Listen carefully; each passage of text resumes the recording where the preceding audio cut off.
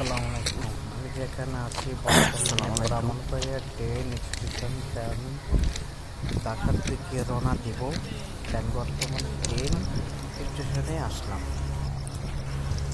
তারপর আমি মনে করি বাসের থেকে আপনার ট্রেনে যাওয়া অনেক ভালো, কারণ বাসে যেরকম ঢাকা সিলেট রাস্তায় অনেক যানজট, এই কারণে আমি মনে করি আপনার ট্রেনে যাওয়া ভালো। তো ঠান্ডা বাতাসও পাবেন। আসলে অনলাইনে সিট আপনারা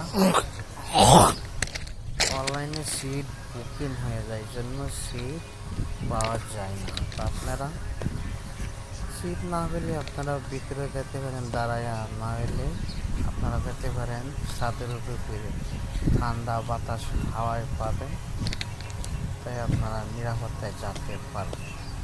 এখন দেশের যে পরিস্থিতি আছে, তেলের যে সংকট, আসলে মনে হয় না ট্রেন চলাচল করবে, মনে হয় না এরকম। তাও বাকিটা দেখা যাক, আল্লাহ ভরসা।